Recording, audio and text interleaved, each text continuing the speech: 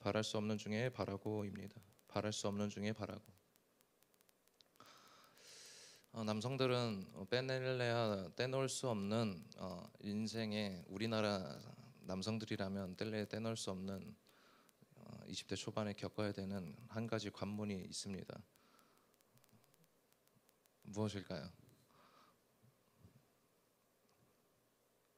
바로 군대입니다. 다시 돌아가라고 하면은 진짜 가기 싫거든요. 저는 진짜 우리나라에서 정말 추운 데 있었어요. 강원도 양구에 있었는데 한반도의 정중앙이라고 하지 않습니까? 겨울이 되면 영하 24도 기본으로 떨어져요. 영하 24도. 그러니까 체감 온도는 영하 35도 막 이렇습니다. 체감 온도는. 그러니까 막 남성분들은 잘 아실 거예요. 뭐 내복 입고 그리고 겉에 뭐 깔바지 입고 깔깔이 입고 그리고 겉에 이제 전투복 입은 다음에 이제 귀도리는 필수입니다. 귀도리 필수, 장갑 필수. 안 하면 어떻게 되냐면 동상 걸려요. 잠깐만 외출을 그 날씨에 하게 되면 부풀어 오릅니다. 부어요. 빨갛게 붓다가 이제 부풀어 올라서 수포가 생기고 이걸 터트리면은 안 되는 거죠. 그런 곳에서 군 생활을 했는데 참 그때 아직도 훈련병 때가 기억이 납니다. 저는 춘천 백이보로 갔거든요. 백이보충대에서 한 3일 정도 또 신체 검사를 받습니다. 지금은 없어졌지만 신체 검사를 받고 그 다음에 그 3일 차 때 아침 새벽부터 각자 받은 그 사단 그 신교대로 이렇게 배속을 받는데 저는 2사단으로 갔습니다. 노도부대라고 양구에 있는 지금은 없어졌지만 근데 너무 그 끌려가는 그 상황이 참 암담했어요. 분위기나 이런 것들이 진짜 이거 이러다가 전쟁 터지면 안 되는데 그런데 이제 그때 당시에는 이 훈련병 기간을 훈련 받는 이 신병 교육을 5주를 받았거든요. 5주. 지금은 모르겠어요. 지금은 4주로 줄었나? 하여튼간 뭐 비슷할 겁니다. 근데 5주를 받았는데 그때 당시에 제가 굉장히 슬림했습니다. 몸이 거의 갈비뼈에 살만 좀 더 붙인 정도. 그러니까 예를 들면 거의 이소룡급이죠. 상상도 안 되겠지만. 그리고 군대 가기 전에 체력을 막 키운답시고 막 자전거도 타서 부평에서 뭐 천안까지도 가고 부평에서 뭐 안양까지도 왔다 갔다 하고 막 그랬어요. 그랬는데 아무 쓰잘데기가 없는 거예요. 훈련만 기간 때는 그 체력이 아무것도 뭐 아무 도움이 하나도 안 되는 거예요. 진짜 그러니까 이악 물고 버티고 화생방 뭐 들어가면은 콜록콜록 한다고 저 진짜 교관까지도 때렸거든요. 비키라고 문 앞에서 비키라고 나 죽겠다고. 아니 저희가 받는 그 방독면들은 이게 그냥 방독면 채웠는데 다 채웠는데도 뭔가 들어와요. 뭔가 들어와서 막 뻘겋게 막 돼요. 막 계속 컬럭컬럭 하다가 중간에 벗으러 갑니다. 그리고 군가 부르라고 하는데 벗는 순간부터 나 죽네 나 살려 막 그러면서 막 그랬었던 기억이 있는데 지금 다시 그 군대를 가라고 하면 절대 가기가 싫습니다. 감사하게도 저는 이제 지금 민방인데 이제 몇 년 있으면 민방위도 끝납니다. 자유죠. 이제 뭐 자유죠. 제가 왜 이 말씀을 드렸냐면 참 저도 그 20대 초반에 그때의 그 잠깐의 시간들이 있었지만 20대를 돌이켜 보면 참 그 어려운 시간을 이겨내 보려고 미리 운동도 해봤고 미리 준비도 해봤고 미리 부족한 부분을 예비한다고 예비를 해봤는데도 불구하고 참 그게 애써서 그게 채워지지 않고 그 문턱이 너무 높다라는 생각을 많이 하게 됐고 또 20대의 그러한 모진 그러한 일들 그리고 지금도 마찬가지지만 일련의 모든 사건들이 참 많은 대비와 대책과 그런 강구할 방법들을 모색을 미리 함에도 불구하고 그럼에도 불구하고 벌어지는 것에 있어서 참 발만 동동거리고 애쓰고 하는데 이미 이거는 내 능력 바뀌구나 라고 하는 것에 대해서는 여러분 모두가 공감을 하실 거라고 믿습니다. 참 마음이 많이 무너져요. 그렇게 한계를 경험을 할 때, 한계를 경험할 때, 나는 이거밖에 안 되는구나. 참 나는 이 이상의 것을 바랄 수가 없는 존재인가? 그러면서 이 신앙의 자존감마저도 뭔가 무너지게 되는 그런 사건들이 있지 않습니까? 상황들이. 그럴 때 참 처참한 것 같아요. 그러니까 비참을 넘어서 이제 처참한 것 같아요. 내 몸이 그냥 다 분리가 되는 그런, 그래서 능지처참이라고 하지 않습니까? 내가 나로서의 그 존재 자체가 분리가 되는 그런 순간들이 처참하다라는 말인데, 여러분들 어떠십니까? 그러한 일련의 과정들에 있거나 또 겪으시고 계시거나 혹은 겪은 과거가 계시다면 공감하실 거예요. 이건 내 능력 밖이구나. 이거는 내 한계구나. 제가 왜 이 본문 말씀을 묵상하다가 제 군 생활을 떠올리며 20대를 떠올리며 지금도 젊지만 이제 40대로 가는 이 시점에 이 40대로 가는 이 시점에 30대의 그 나날들을 한번 되돌아보면서 참 한계가 많았구나. 나는 이 한계가 많은 사람이고 이 결핍이 많고 그럼에도 불구하고 내 한계가 이렇게 많은데 내 힘으로 하려고 하는 그런 상황들이 너무 많았구나 라는 것에 이 생각들에서 오늘 본문을 채택을 할 수밖에 없었습니다. 오늘 본문은 지금 바울이 로마서 4장에서 아브라함을 인용을 합니다. 아브라함. 로마서 4장이 바울이 인용하는 이 아브라함과 관련된 말씀은 창세기 15장인데 이 창세기 15장을 먼저 바라보기 전에 창세기 12장을 봐야 됩니다. 창세기 12장 1절에서 2절을 보시면 여호와께서 아브라함에게 이르시되 너는 너의 고향과 친척과 아버지의 집을 떠나 내가 내게 보여줄 땅으로 가라. 내가 너로 큰 민족을 이루고 내게 복을 주어 내 이름을 창대하게 하리니 너는 복이 될지라. 복만 들으면은 우리 아멘 하지만 우리 한번 상상을 한번 해볼까요? 아무 연고도 없고 뭐가 펼쳐질지 모르는 그 망망대해를 그냥 일단 스타트를 걸어버려라 그거예요. 여러분 아멘이 나오겠습니까? 이것저것 다 보찜 다 짊어지고 이것도 필요할 수도 있어 저것도 필요할 수도 있어. 그래 돈은 돈대로 또 가축은 이렇게 끌고 다니면 힘드니까 우리 저거를 물물교환해가지고 그래도 제일 좋은 기름을 가지고 가자 안 상하니까 뭐 이렇게 해가지고 뭐 이런저런 거 했을 거 아니에요. 그때 당시에는 화폐적인 그런 부분보다는 물물교환이 더 가치가 있었으니까. 그런데 이때 처음 아브라함이 하나님으로부터 약속의 말씀을 받으실 때가 몇 살이에요? 75, 75세예요. 75세. 그런데 여러분 그 다음 로마서 4장 19절을 보시면 그가 100세나 되어 자기 몸이 죽은 것 같고 사라의 태가 죽은 것 같음을 알고도 믿음이 어떻게 해요? 약하여지지 아니하고. 지금 이 하나님의 약속을 받은 지 25년이나 지났습니다. 25년이나 지났는데도 그 지금 여성의 그 신체적인 그런 부분에 있어서 이미 그게 끊어졌고 신체적으로 기능할 수 있는 것이 이미 끊어졌고 아기를 낳을 수 없는 상태인데 지금 25년이 지나도록 하나님의 약속이 안 이루어지고 있는 이 상황이라는 거죠.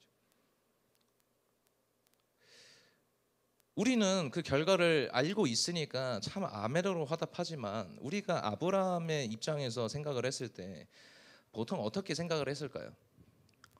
그래 뭔가 상징적으로 그렇게 아들을 주시겠다고 하신 걸까? 이런 생각을 하실 수도 있잖아요. 혹은 말씀으로 우리가 본 것처럼 그 믿음이 약하여질 수 있죠. 그런데 믿음이 약해지지 아니하고 어떻게 됐다고요? 견고해졌다라고 이야기를 합니다. 견고해졌다. 참 대단합니다. 어떻게 이게 어떻게 가능했을까?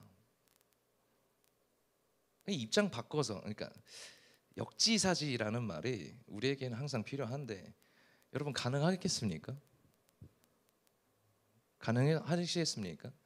이게 1인이라면 그래도 가능할 것 같아요. 1인이라면. 그렇죠? 그런데 지금 어떤 상황이 아브라함은 부부 관계예요. 그렇죠? 부부예요, 부부. 그러니까 배우자도 있는, 배우자가 어떻게 보면은 그냥 당사자잖아요. 아기를 낳아야 되는 당사자인데 어떻게 보면은 그 당사자보다 믿음이 약해지지 않고 견고해진 거죠. 그렇다고 해서 사라의 믿음이 약해졌냐 이렇게 얘기를 하지 않는다라는 거예요. 그러면 부부는 일신동체로 이렇게 딱 이야기할 수 있겠죠. 부부가 믿음이 견고해졌다. 전혀 약해지지 않았다. 그 상황을 뛰어넘어서 25년이나 지났는데 여러분들이 지금 기도하고 계시는 그런 부분이 무엇입니까? 그러한 기도 제목들이 있으세요? 그 기도 제목들이 만약에 저도 기도 제목이 있지만 1년 뒤, 2년 뒤, 3년 뒤 아직까지는 양반이죠. 그렇죠. 5년 뒤, 10년 뒤, 15년 뒤에 근데 이루어진다라는 가정을 하다 보면 그것도 그래 안심할 수 있겠죠. 그런데 이루어진다라는 그런 뭔가 마음에 믿음의 견고함이 없으면 25년 여러분 견디실 수 있으시겠습니까? 제가 지금 37, 8이거든요. 25년 지나면 환갑입니다. 환갑이에요, 환갑. 60대 60대예요. 근데 그때 이루어주시는 거라면 여러분 그때까지 믿음이 견고해질 수 있겠습니까?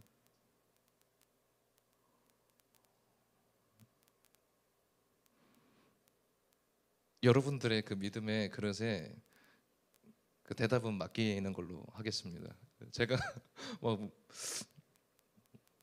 저한테도 이거에 대해서는 계속 되뇌이면서 자문자답하는 부분이거든요. 야, 너는 가능하겠냐? 재홍아, 너는 가능하니? 지금 이 문제가 해결되지 않아도 너는 가능하겠니? 내가 너한테 말한 바, 내가 너한테 약속한 바, 내가 이루어갈 텐데 너 그때까지 참고 기다릴 수 있겠니? 여러분 어떠실 것 같습니까?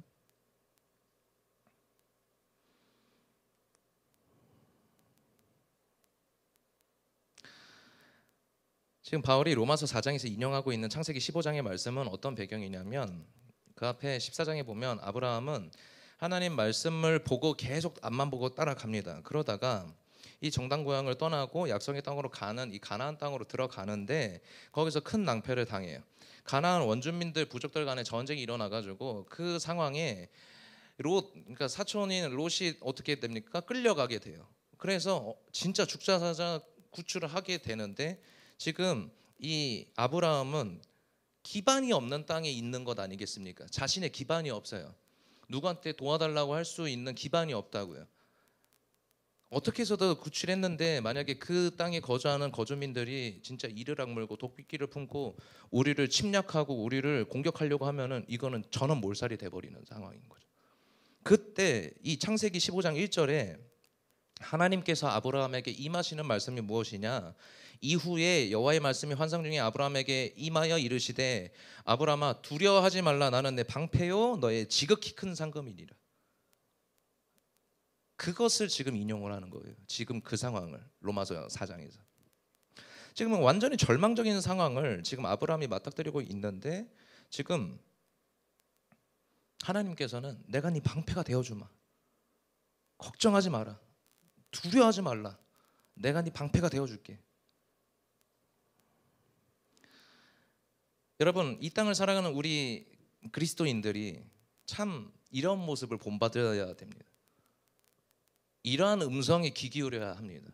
두려워 떨고 있을 때 하나님의 말씀을 끄집어내서 내가 너의 큰 방패가 돼주고 너를 막을 수 있는 그 방패막이가 돼주고 너의 큰 상급을 되어주겠다. 걱정하지 마라. 그거에 대한 깊은 신뢰가 두려울 때 딱 떠올라야 돼요. 지금 수천 년이 지나고 나서 시간이 지난 이후에도 지금 어떻게 합니까? 로마서에서도 그때 그 파괴력 있고 영향력 있는 말씀을 가지고 인용을 하는 정도면 우리에게도 똑같다라는 거죠. 우리가 두려워하고 벌벌 떨고 있고 계속 그 생각만 하면은 염려와 걱정거리가 떠나지가 않는 이 상황 가운데서 두려워하지 말라. 내가 너의 방패가 되어줄게. 그게 지금 아브라함의 사례를 인용하고 있는 이 사도 바울도 로마서 4장 23절에서 24절에 이렇게 인용을 하고 있습니다. 그에게 의로 여겨졌다 기록된 것은 아브라함만 위한 것이 아니요 의로 여기심을 받을 우리도 위함이니, 그 의는 아브라함에게만 속한 게 아니고 아브라함에게만 그 의가, 그 영광이, 그 영향력이 그 친구한테만 있는 게 아니라 너희들에게도 포함되는 이야기야. 두려워하지 말라. 이게 무슨 뜻이에요? 아브라함의 삶의 모범으로 먼저 보여준 그 일련의 사건을 통하여서 우리에게도 그 의는 동일하게 적용이 된다. 하나님께서는 그 동일한 의를 또 제공하고 싶어 하신다라는 거죠. 이런 맥락을 가지고 이 로마서 1장 16절을 바라보게 되면, 내가 복음을 부끄러워하지 아니하노니 이 복음은 모든 믿는 자에게 구원을 주시는 하나님의 능력이 됨이라. 누구에게나 예외 없이 먼저는 유대인에게요 그리고 헬라인에게로다. 복음에는 하나님의 의가 나타나서 믿음으로 믿음에 이르게 하나니 기록된 바 오직 의인은 믿음으로 말미암아 살리라. 의가 어떻게 해요? 모든 믿는 자에게 해당된다라는 거죠.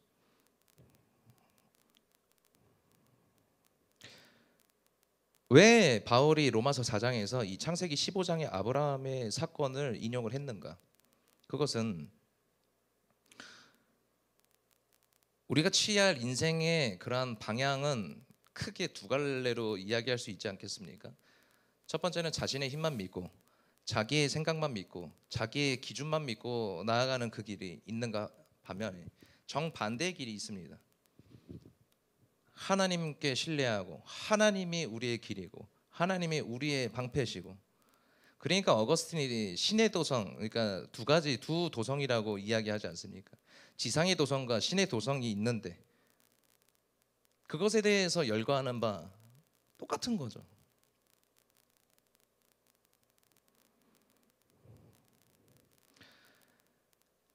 하나님은 우리가 이 믿음의 경륜의 길로 가는 것을 참 의롭게 보신다라는 거예요. 하나님께서는.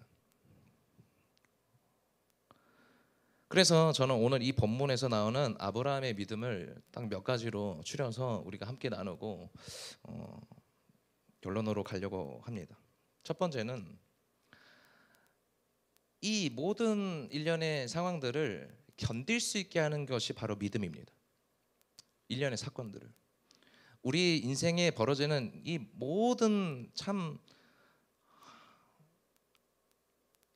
성동격서 같은 일들이죠. 동쪽으로 뭔가 공격이 오는 것 같은데 갑자기 서쪽에서 공격이 오고, 여러분 삼국지 아시죠? 성동격서. 그런 일들이 벌어지는 그런 상황 가운데서도 우리를 견딜 수 있게 하고 지킬 수 있게 하는 것이 바로 믿음입니다.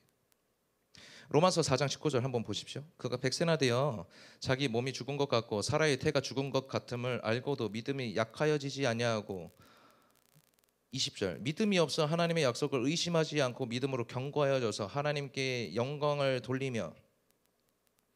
지금 인내하게 하는 능력이 믿음이라는 사실이에요. 인내하게 하는 능력. 따라해 볼까요? 인내하게 하는 능력. 앞에 18절에도 지금 로마서 4장 18절 아브라함이 바랄 수 없는 중에 바라고 믿었으니 이는 내 후손이 이같으리라 하신 말씀대로 바랄 수 없는 중에 바라고 믿었다라는 거예요. 여러분 고민해 보시고 한번 잘 생각해 보십시오. 믿음이 언제 발휘가 됩니까? 믿음이라는 것이 대체 언제 발휘가 돼야 되는 그러한 감사의 장치입니까? 평화로울 때요? 평화로울 때인 것 같습니까? 그냥 평이할 때, 하나님, 오늘도 감사합니다, 믿습니다, 그게 믿음인 것 같습니까? 아니면 정말로 이 성동격서 같은 일들이 벌어지고 휘몰아치는 광풍 같은 일들이 벌어졌을 때 그때 믿음이 장치가 그게 발휘가 되는 것 같습니다. 후자죠. 왜 우리가 어려움을 당합니까? 왜 우리가 어려움을 겪습니까? 왜 우리에게는 우리의 삶 가운데서 어려움이 떠나질 않습니까? 그것은 믿음의 지금 상태를 체크해 보라는 하나님의 사인일 수 있습니다. 그렇지 않습니까?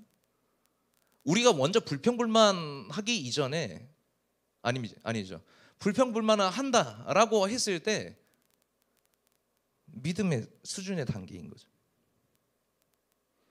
광야 땅에 벌어져서 그렇게 신광야 바람광야 이렇게 계속 돌고 있었던 그런 사람들의 믿음의 단계인지, 그 백성들이 이끌고 먼저 앞서서 가야 되는 그 모세와 같은 믿음의 단계인지, 같은 어려움이 펼쳐졌을 때 우리의 믿음의 수준의 단계는 그때서야 비로소 벌어지게 되는 거예요.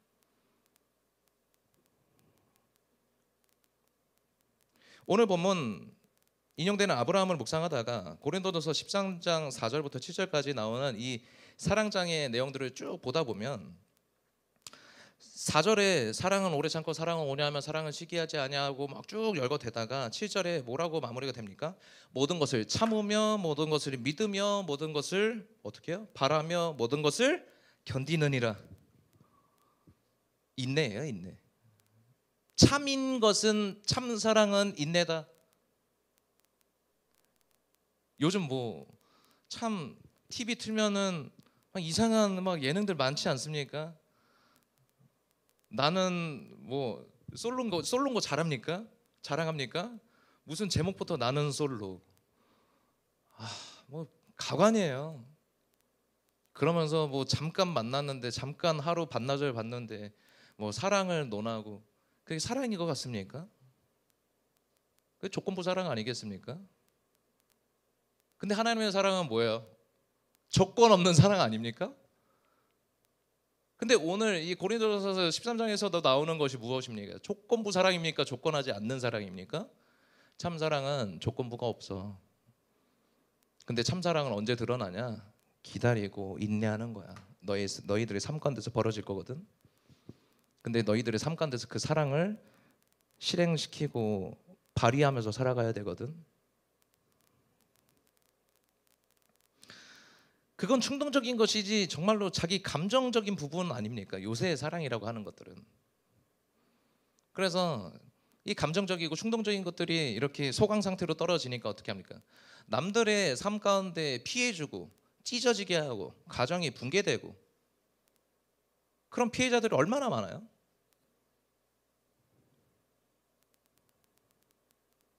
그때 당시엔 사랑이었지 난 지금은 아니야. 이게 무슨, 그러면서도 믿는 사람이라고 이야기를 하는 거죠.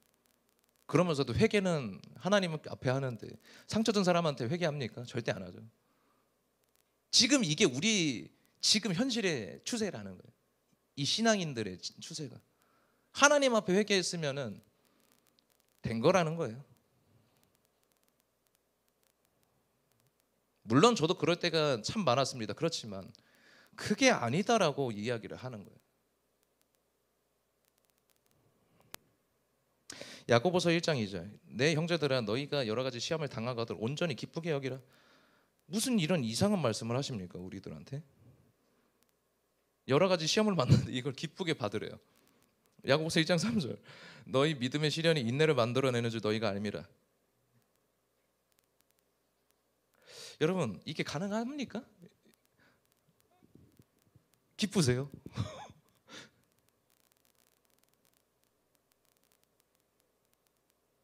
이 말인즉슨 너무나도 여러분 잘 아실 거라고 생각이 들어집니다. 내가 힘듦에도 불구하고 내가 웃을 수 있고 내가 하늘을 우러러 내가 미소 지을 수 있고 이 역경의 고난 가운데 이 터널 가운데 내가 계속해서 스쳐 지나가도 앞길이 안 보이고 저 전만한 저 빛이 조금이라도 보이는 이 어두운 터널을 지나가는 이 과정 가운데서도 내가 하늘을 우러러 보면서 미소 지을 수 있고 하나님께 감사를 드릴 수 있다라는 그 기쁨을 은혜다라는 거예요. 그 은혜를 기쁨의 감정으로까지 만들 수 있을 만큼 은혜를 사모하라는 거예요. 두 번째, 아브라함이 가진 믿음의 특징이 무엇이냐면 꿈으로 승화를 시킵니다. 자신의 믿음을. 창세기 15장 5절을 보시면 하나님께서 어떻게 하시냐면 두려워서 떨고 있는 이 아브라함에게 이렇게 이야기를 합니다. 그를 이끌고 밖으로 나가 이르시되 하늘을 우러러 별을 셀 수 있나 보라. 또 그에게 이르시되 내 자손이 이와 같으리라. 아브라함이 여호와를 믿으니 여호와께서 이를 그의 의로 여기시고. 하나님은 참 로망스라고 해야 되나요? 두려워서 떨고 있고 힘들어하는 그 1인에게 야, 얘네들이 어디로 쳐들어올 것 같으니까 야, 어디로 피신해라. 그리고 쟤네 무기는 이거니까 이 무기를 뛰어넘을 수 있는 무기는 이거야. 그러니까 먼저 대비를 해라. 이런 뭔가 전술적인 뭔가 손자병법적인 그런 것들을 알려주는 게 아니라 지금 어떻게 합니까? 야, 고개를 들어서 저 하늘의 별을 볼래? 기가 막히지 않습니까? 내가 너를 맨 처음에 만나줬었던 그 비전의 말들, 언약의 말들 다시 한번 상기시켜 주는 거예요. 내가 너로 큰 민족을 이루겠다고 약속했는데 너 지금 그거 잊고 산 거 아니야? 그게 잊을 만큼 두려워. 그게 잊을 만큼 염려가 되니?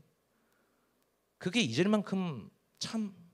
그러니까 다시 야, 고개를 들어 저 하늘의 별을 봐라. 꿈으로 그러니까 꿈으로 다시 환기를 시켜주는 거예요. 꿈으로. 여러분들의 꿈은 무엇입니까? 비전으로 끄집어내시는 그 꿈은 저마다 다 다를 거라고 저는 믿어요. 제가 목사님께 참 힘들 때마다 가서 조금 오픈을 하고 이야기하고 항상 동일하게 받는 말이 무엇이었냐면 좀 감사하지만 앞만 보고 가. 너가 그것 때문에 전사님이 그것 때문에 왜 하나님께 받은 소명을 잃어버려야 되지? 그게 안 되면 소명을 잃어버려야 되는 목적이었나? 잘 고민해보고 잘 기도해보고 물어봐 하나님께. 근데 아무리 논리적으로 생각을 해도 그거는 아니지. 하나님께 받은 소명이라면 흔들리지 말아야 돼. 그냥 가. 난 그렇게 되기 원해. 그렇지만 결정은 전사님이 하는 거야. 이 말이 제일 더 무섭지 않으세요? 결정은 네가 하는 거야. 결정은 너가 하는 거야. 그렇지만 여러분 너무나도 잘 아시지 않습니까? 우리를 하나님의 나라의 꿈의 비전으로 연결지으세요. 하나님은 우리가 그냥 단순히 잘 먹고 잘 살고 아프지 않고 좀 100년 정도 이 땅에서 참 이렇게 평안히 가다가 딱 올라가는 거 누구나 꿈꾸는 거 아니겠습니까? 누구나 그걸 바라는 거 아니겠습니까? 그렇지만 그렇게 되지 않는 이유 중에 하나는 그게 하나님의 목적이 아니다라는 거예요. 우리가 존재하는 이 땅 가운데 존재하는 게 여실히 증명되는 거예요.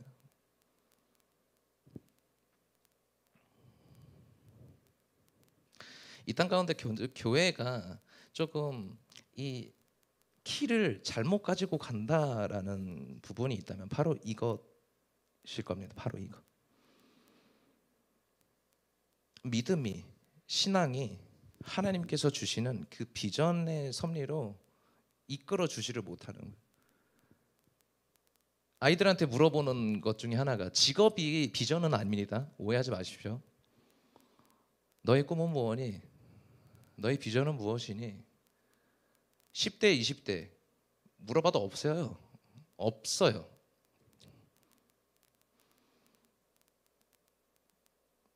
근데 비전은 아브라함을 보더라도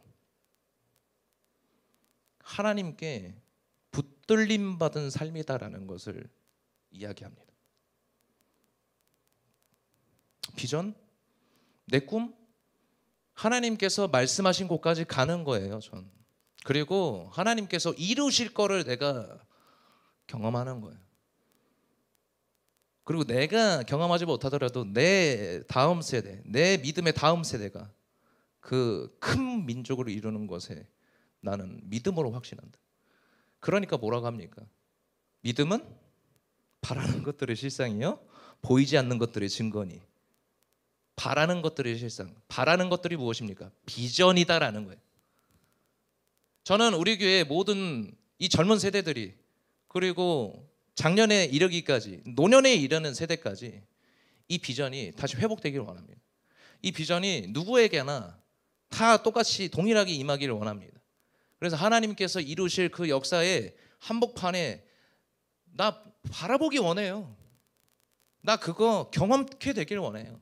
내가 직업적인 거, 내가 무엇을 하는 거, 그게 아니라 내 믿음이 견고하여지고 약해지지 않아서 하나님께서 이루실 그 약속 바라보게 되는 거, 그 모든 역경과 힘든 가운데서도 내가 그 믿음을 꿋꿋하게 지켜서 그 꿈이, 그 비전이 온전하게 지켜지는 거 나 바라보기 원한다고. 그게 믿음이라는 거예요.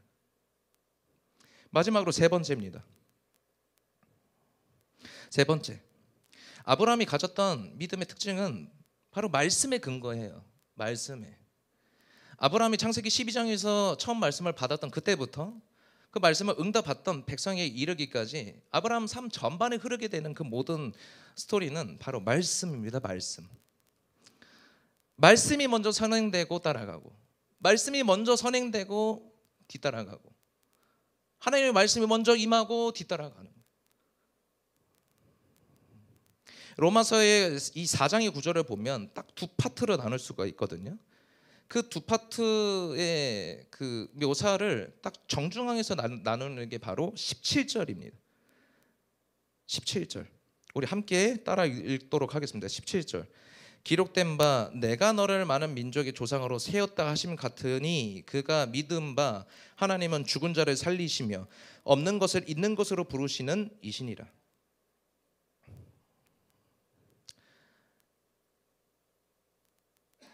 이 말씀 안에 우리 모두가, 저는 사모하는 공동체, 말씀을 사모하는 공동체가 되길 원합니다.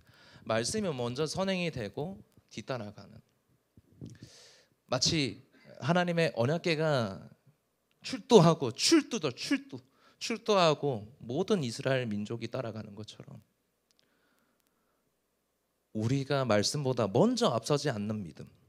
믿음은 말씀보다 먼저 앞서지 않는 거예요. 하나님보다 먼저 앞서지 않는 거죠.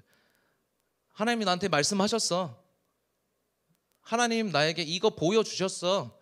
그것 때문에 하나님의 그 다음 스텝의 말씀이 없는데 먼저 움직이는 이 뭔가 능동적인 액팅이 있으면 참 그거는 좀 오류가 아닐까라는 거예요. 믿음의 오류. 믿음을 가장한 내 자아가 먼저 욕심이나 이 부분 가지고 움직이는 것. 전사님, 그럼 우리가 그 다음 스텝이 올 때까지 기다려야 됩니까? 그 말씀이 우리에게 들릴 때까지 기다려야 됩니까? 아니죠. 그만큼 하나님의 말씀을 사모하면서 들리기를, 보여지기를 구해야 되는 거죠. 맞지 않습니까? 그 다음 스텝을 기다리면서 바라보는 그 비전에 믿음이 있는데 하나님이 말씀하실 그 다음 스텝의 말씀에 믿음은 없으십니까? 좀 그렇죠? 모순되죠? 우리에게 보여주실 그 믿음의 비전의 꿈들을 보여주실 그 믿음이라면, 그 정도의 믿음이라면, 나에게 말씀하실 그 말씀에 대한 그 믿음은 더 확고하죠. 언젠가 하나님의 때에 나에게 말씀하실 거야.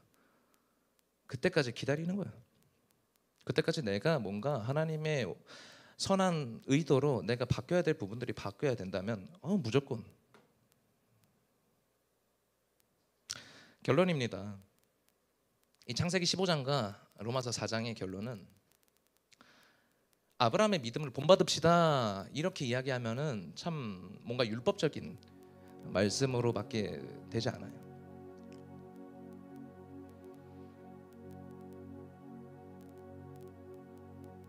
이 4장과 15장의 결론은 하나님이에요. 하나님의 말씀. 이 믿음으로 엎치락 뒤치락 하고 있는 동일한 그 의를 구하고 있는 우리에게도 하나님께서는 아브라함에게 하셨던 것처럼 저 하늘 위의 별을 볼래? 좀?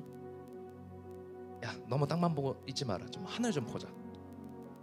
내가 너한테 무슨 말로 찾아왔니? 내가 너한테 무슨 사랑으로 찾아왔니? 내가 너한테 무슨 마음으로 너를 품었니? 저 하늘 좀 봐라.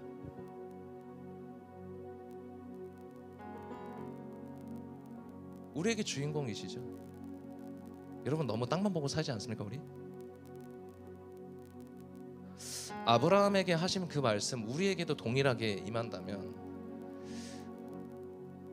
우리도 영적인 아니죠 육적인 밤하늘의 별을 한번 봤으면 좋겠어요. 밤하늘이 아니더라도 가끔씩 하나님을 묵상하고 하나님을 바라고 하나님을 원하는 그 갈망함으로 저 하늘을 바라보고 저 태양도 보고 저 달도 보고 저 별을 보면서 나에게 임하실 하나님의 말씀 그만큼 적적하고 잔잔하기도 하면서 또 때로는 그 밤이라고 하는 것은 인생의 공허함을 상징하지 않습니까? 막막함 그런 것들이 찾아왔을 때 땅만 바라보면 답이 없어요. 고개를 들어서 하나님이 말씀하시고자 하는 그 인격적인 하나님을 믿음의 고백으로 꼭 체험하시고 경험케 되는 그런 사랑이 넘치는 하나님을 만나게 되는 놀라운 믿음의 사람 되시기 원합니다. 믿음의 사람 할렐루야. 우리 다 같이 기도하도록 하겠습니다.